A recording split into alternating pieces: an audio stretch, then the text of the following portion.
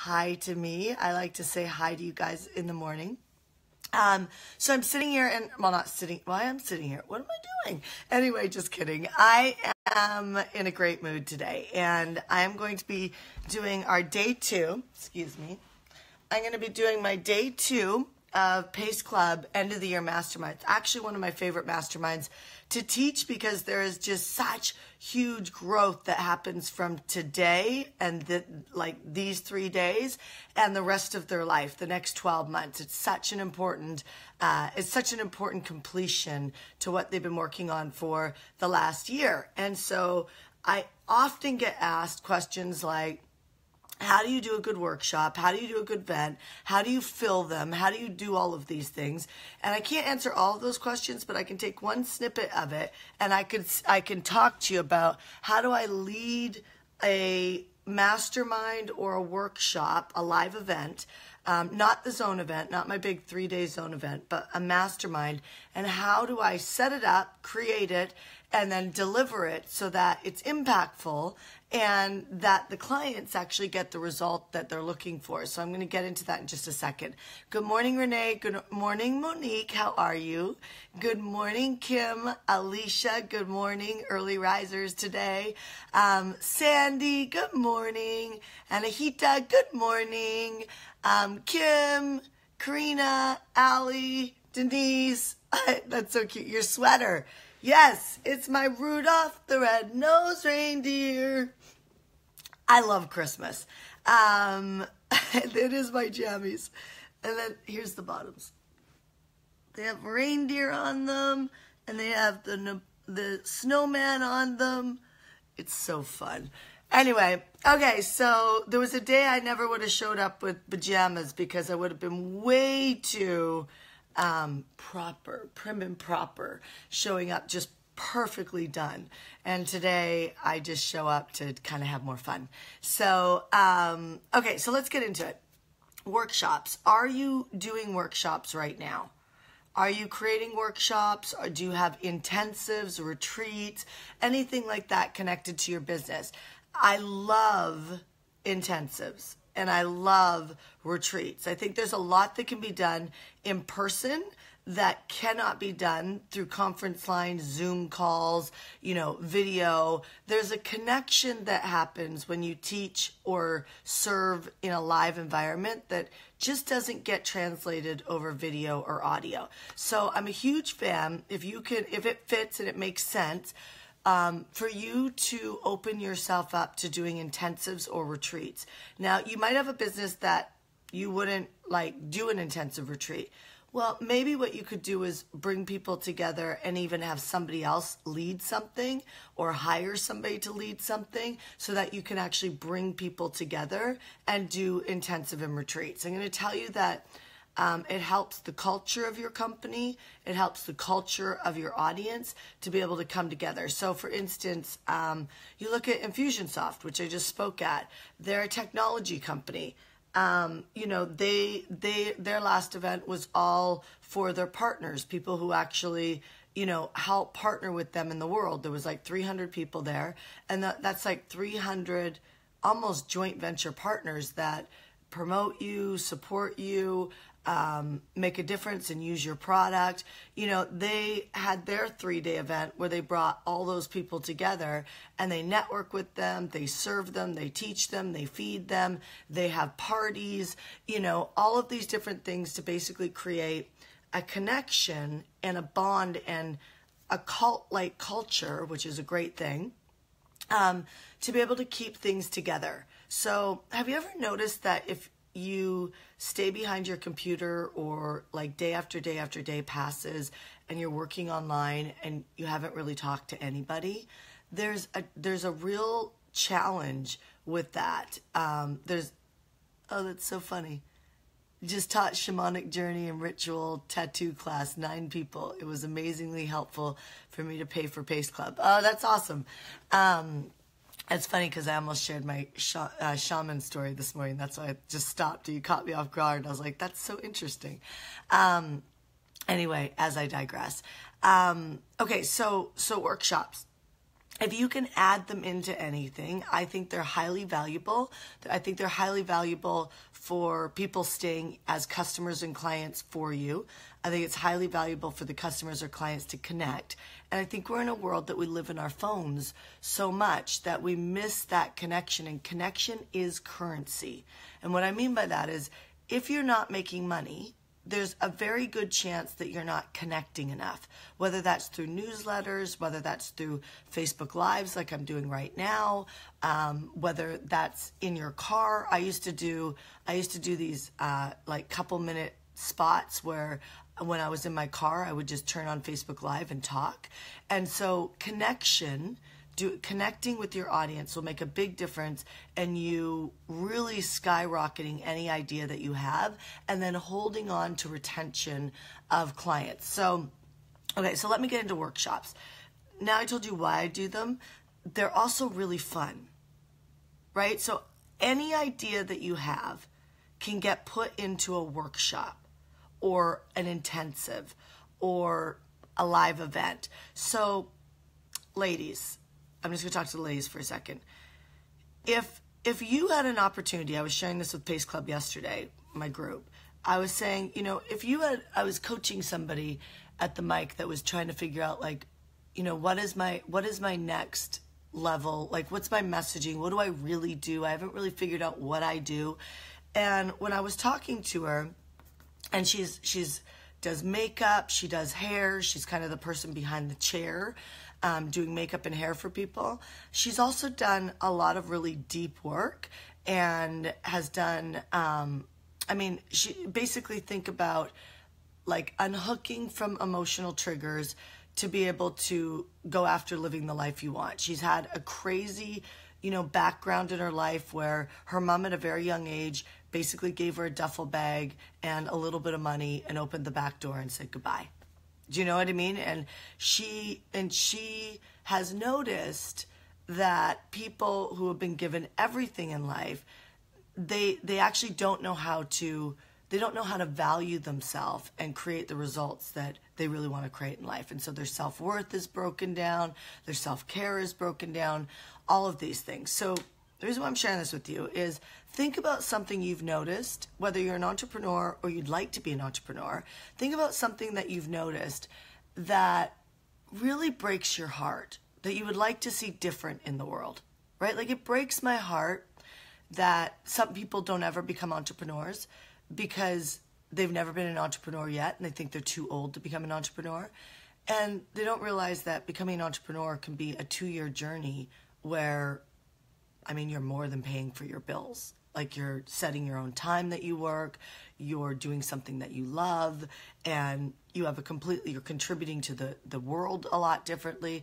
Breaks my heart when money is a reason why people don't take action, right? Especially when I know how to make money and it's just a formula and a mindset. It's a formula and a mindset. That's it.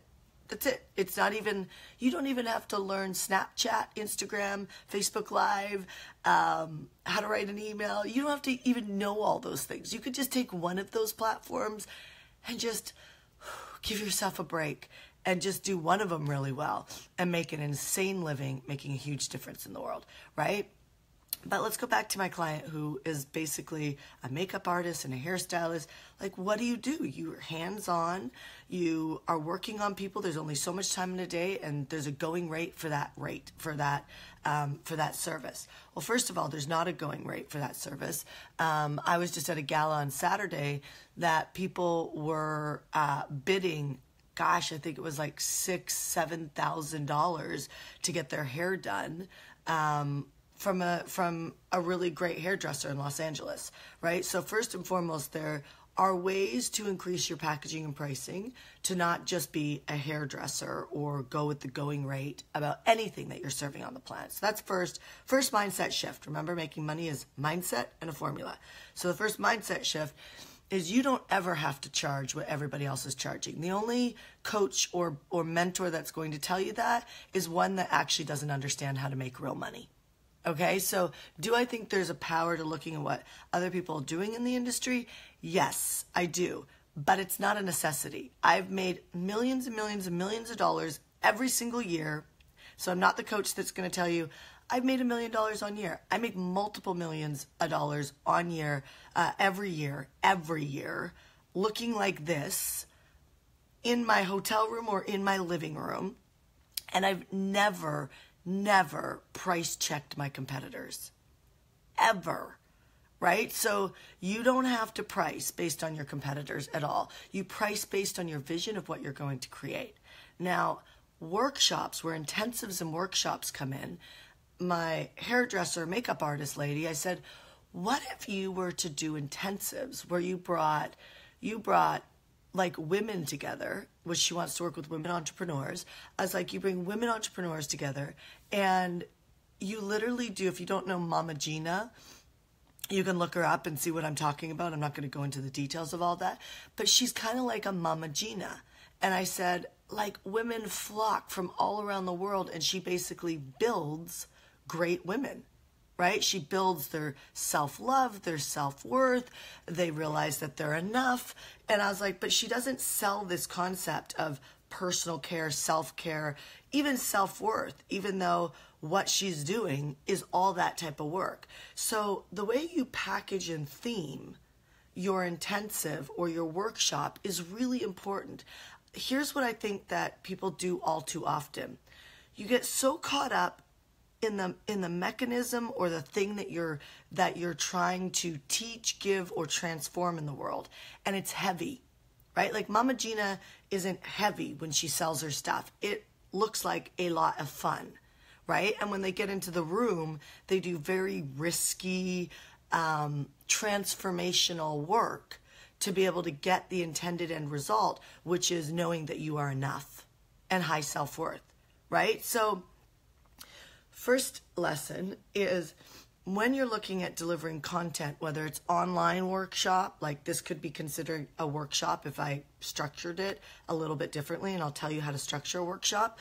But if you're doing an online workshop or you're doing an in-person workshop, or let's call it an intensive, like Tony Robbins does intensives, where you come together for 3 days or 5 days, and he works with you in that period of time.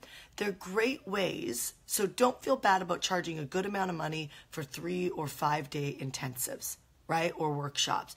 People will pay great money for that because intensives are known to typically quicken people's results. Right? If you can teach people in a short period of time, in a condensed period of time, it can quicken their results, right? So you can easily charge $10,000, $15,000, $5,000, $20,000 for an intensive workshop, right? And so I'm not going to go too much into that, but here's how you set up a workshop or a good one or a good intensive. First and foremost, ask yourself, what is the theme? So right now in my PACE Club, they're graduating. And so the theme right now that I am really wanting them to get is to keep going, right? Like it's normal. What you're facing is normal. Keep going. So my theme is keep going, right? And like a Jesse Itzler, if you don't know him, he wrote the book Living with a Seal. He typically is the theme, we do hard stuff, right? Themes are important because they set the energy, they set the mood, right, for what you're up to. You basically, you should talk about your theme the entire time through your intensive and your workshop so that you're really getting the message through. It's kind of like, I guess some people would call it a through line. It's basically what is your theme or your message or your intention that you're taking all the way through your workshop. Now the reason why I'm telling you this is a lot of people sit down and they create their workshops or their intensives based out of their creative space. And like, have you ever journaled? Like when you journal, you're kind of free flowing and you're just going, and amazing things happen in a free flow journal, but it's not really structured. And I think this is a mistake that a lot of, especially coaches and counselors or consultants, real estate people, anybody who gives advice, you're used to flowing with things, and there's a little bit of flying by the seat of your pants type way of being. I want you to kind of change that a little bit and look at how do you structure even your online meetings, how do you structure things so you know what is the theme that I'm getting across here with this person? What is the theme? And repeat that, write down on a piece of paper and repeat it all the time in the meeting, in the Facebook Live, in the live intensive, workshop, and whatever you're doing. Repeat that theme over and over and over again. If you were to interview the person that you either had an online meeting with or the group of people that you have an intensive with, and you ask them, what was your takeaway? You should hear pretty much the same thing from everyone. A very similar theme is going across everyone. That's how you know that you absolutely led and got across your message so that they got it, right? Okay, so Pace Club right now, it's keep going, it's normal, keep going, it's normal, right? If I can get that theme across to them, then they get that they're not crazy, and no matter what the results are, they're walking through doors that everybody behind or everybody in front of them has already walked through. They just have to get that it's normal, right? Then the second thing you want to think about is, what is your intention, right? So, intention could be, what do you want them to do?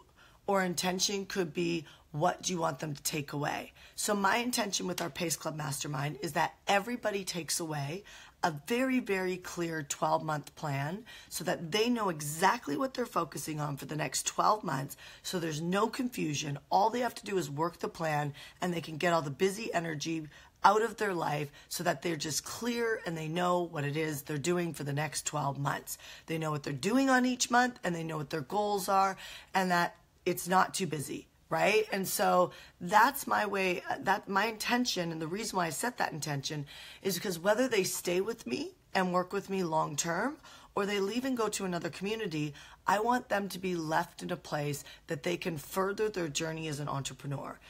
That's connected to my intention and my vision to make sure money is never a reason why people don't take action in their life, right? So set a really clear intention. Intention could be, for you, it could be you want them to renew. Like, they do get an opportunity to renew at Pace Club. Of course I want them to renew, but I want the right people to renew. So if I feel that I've set a good theme and a good intention, that they walk away clearly with a plan, then it's really easy for them to make a decision on whether or not they want to stay with me to work that plan or they want to go somewhere else. There were times in my life that my intention was specifically renewals. And that had a lot to do with the fact that I was still building me as an entrepreneur. And my concern was on me versus them. So let me just unguilt this moment. It's okay if the intention is on you and you're building yourself as an entrepreneur. But the point is that make sure that you're clear on your intention, which means that you're responsible for creating that intention no matter what. We ended Pace Club last night at like 5:20.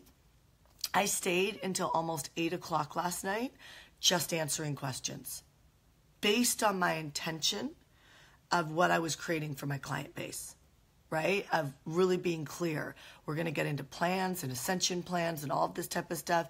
I'm running my retreat, my workshop, my mastermind on my theme and my intention.